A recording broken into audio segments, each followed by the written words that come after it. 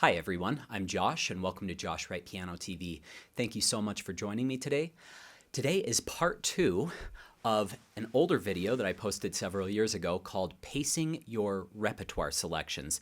And of any video I've ever posted, I probably send this out via email to students more than any other video I've ever posted because people are constantly asking me, how do I choose a new piece? How do I know how difficult of a piece to choose? Do I work on old material?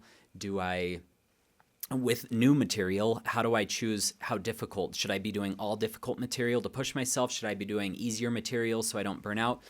And in part 1, that initial video I posted, we went over pacing new repertoire selections. So I suggested in that video 3 types of time frames that you can choose. So I probably wouldn't suggest working on more than 3 things at once, 3 repertoire pieces. Of course, you can have your technical regimen, you can be studying theory, you can be doing a sight reading regimen, but with your repertoire, I've found most often in my own life and giving pieces to students over the last 20 years of teaching, that 3 is a good number. 2 is okay as well. I find that 1 is often too little. If you're just working on one thing, you can burn out. You need a fresh perspective.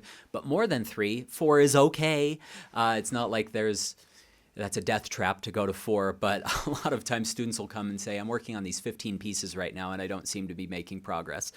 I also have a funny video called Avoid Repertoire Museums, so you can watch that if you're interested in that.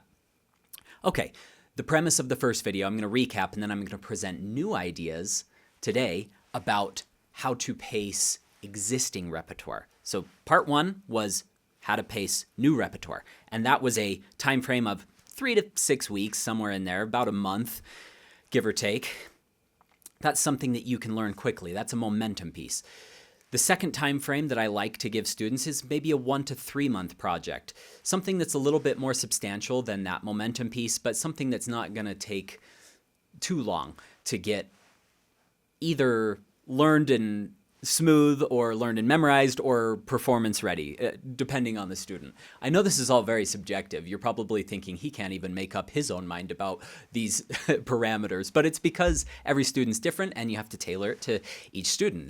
Any teacher watching this knows that that's the case.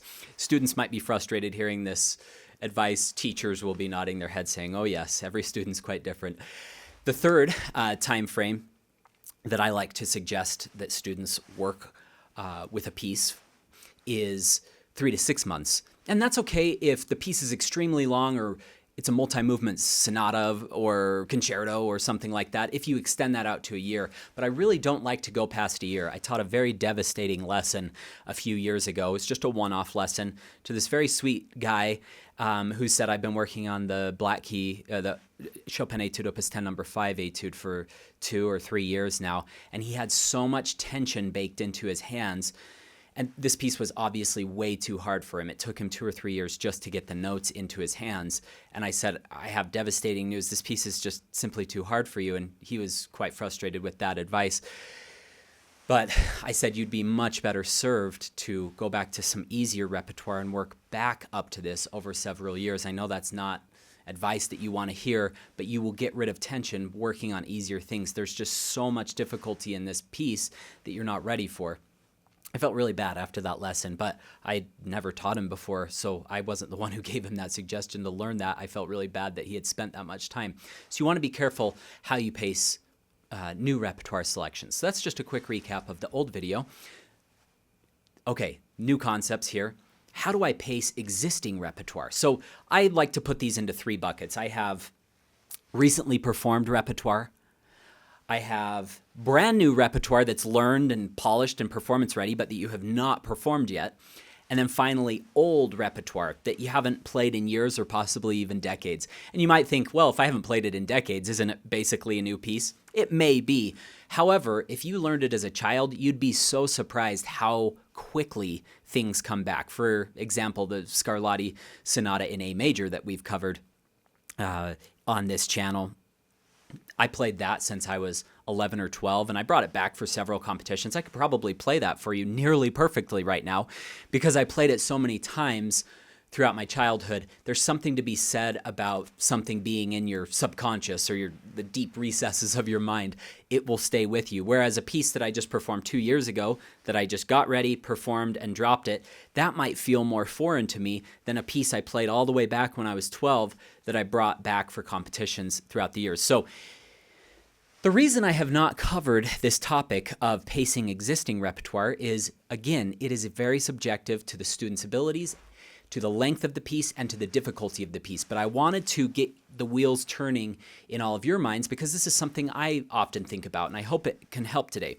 Again, to recap those 3 buckets: recently performed repertoire, brand new repertoire that's ready to perform but you haven't performed it yet, and then old repertoire that you need to bring back. I personally like a mixture of all 3 of these in a recital. I love to bring back old pieces that I'm really confident with. Generally, I like to start my concert with certain or recital, or even if you're playing a half recital or a short recital or even one piece. I mean, obviously one piece won't be applicable to this, but playing something old is never a bad idea. It's a confidence booster. You've played this before. You have confidence with it. You have experience with it. So that's something that should be included in your program. Recently performed works, those are going to feel really nice because you've performed them a few times and they're feeling solid, but there's still some things you might want to work out. And then finally, brand new repertoire. You might be a little nervous about this, but you're getting ready for your first performance. I like a mixture of all of that. The time frames are, again, going to be subjective, but I notice that out of these 3, obviously the recently performed repertoire is probably the least maintenance out of all of these 3 because it's ready to go. But you will find it interesting that bringing back really old repertoire may actually be lower maintenance than a brand new piece that's performance ready because you don't have that experience with it. So as you're creating programs, as you're choosing repertoire to work on, obviously you should be working on something new at all times, unless you're preparing for a big competition or a recital, in which case you probably don't want to be playing a bunch of new repertoire. But I always like to be sprinkling something new in there, even if I'm just reading it for personal satisfaction during my practice sessions, either sight reading or just casually learning something to warm up my mind to the more intense parts of my practice sessions. Should always be doing a little bit of that. But for your actual program, be thinking of how you can mix those 3 concepts, those 3 different buckets together of stuff that I've recently performed that I can just keep performing, old things that I'd like to bring back, and then finally, stuff that I'm preparing right now. Usually that's the highest maintenance. Now, there are pieces in my repertoire that are very, very high maintenance. For example, La Campanella, I've probably, that's the Paganini Etude number 3 by Franz Liszt. That's one of the highest maintenance pieces I've ever played. Anytime I have to perform that, I can bring it back quickly now. I've played that for almost 20 years now, but it still is a high maintenance piece. There's a lot of polishing that I have to do before every single time I perform it because there's crazy jumps in there and there's a lot of clarity that you need with, like, that is a very difficult passage to get that clarity. You can even hear professionals not hit every one of those repeated notes in every performance. It's really tough. Or the Grand Polonaise opening, that's a very high maintenance place. Or when I played Rachmaninoff Third Concerto, the cadenza in that with all those jumps, those huge chords, that was a really high maintenance piece. However, Chopin Nocturne in D flat major, and it's a little bit of a cop-out because, you know, that's a slow piece, but that can come back instantaneously. I recently performed that for a friend's party, his birthday party. He asked me to be their entertainment, so I played a concert for them. And I just sat down a couple weeks ago and I said, okay, let's see what kind of shape this is in. And it was pretty much ready to go after 2 or 3 playthroughs. It's pretty amazing how that came back versus something else. And I just played for the first time the first movement of Beethoven's Sonata in C major, Opus 53, the Waldstein Sonata. I'm going to be doing pro practice tutorials on that later this year. And I mean, that was the highest maintenance piece. I was drilling every little detail in there, making sure things were lined up, making sure my expression was how I wanted it to be, making sure the phrasing made sense, the pacing, any rubato that I wanted to use, and any of the more expressive parts. So I know today didn't give you any direct instruction of like, you need to work on this for 1 month and this for 3 months, like I gave in the first video, but I want you to be thinking about creating a successful program. And the reason I share this is a lot of people don't know this information. I assume that people know this information because I've been in this world my whole life. I think, oh, of course people know that you're supposed to program old repertoire into a recital program and maybe sprinkle in a little something new, maybe hide it in the middle. I did that at my Kennedy Center performance. I did some new repertoire, some recently performed repertoire, and then a lot of old repertoire. So I started and ended with my really old repertoire because I knew I was going to start and finish really well. And then I did the recently performed repertoire right after that. And then I started my second half with new repertoire because I think that the audience is most forgiving at that point. You've played a great first half. You still have quite a ways to go. If you end up making a little mistake on that newer repertoire, that's a nice place to put it. You don't want to start your recital very poorly. You don't want to end it very poorly. Throw it in the middle after the audience has, gotten a drink at intermission or something. So I'm just being humorous at this point, but these are some strategies that I've used, and these are strategies you have to be brave with, and you have to be courageous. You have to put yourself out there and program new things, but you don't have to be Daniel Trifonov juggling 8 programs or 15 concertos. Or I remember at one point I looked at his website. I think he was juggling around 15 concerti. I was amazed. He's one of a kind. I really have such massive respect for Daniel and all that he's done for the world of music as his teacher, Sergei Babayan, who also has a giant repertoire. But I also, just to give an example, I saw Sergei Babayan play a program back in Michigan a few years ago. I flew out there with my daughter because Sergei and Daniel were performing back-to-back nights. So I said, this is pretty rare. Let's go out for that. She was very small at the time, maybe 5, but very mature. She was elated. She sat perfectly quietly through both of those performances and just soaked it all in. It was incredible.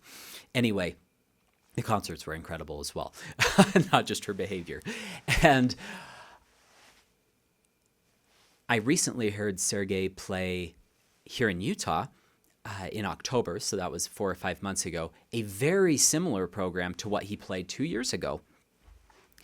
You'll notice that if you watch Daniel's solo programs, it's usually a complete change every 6 to 12 months. I think that's pretty rare, and I think very few human beings do that. I know Sergei has done that and can do that, obviously, but I also feel more comfortable watching Sergei play some old selections and then new selections. That's how I feel comfortable with that style of performing myself. I'm not playing brand new programs every single year. I always learn new things each year. I'm challenging myself to learn new things each year, but I always sprinkle in some old. So for example, last year, you'll notice if you watch anything from this channel that I was doing all the Chopin Scherzi.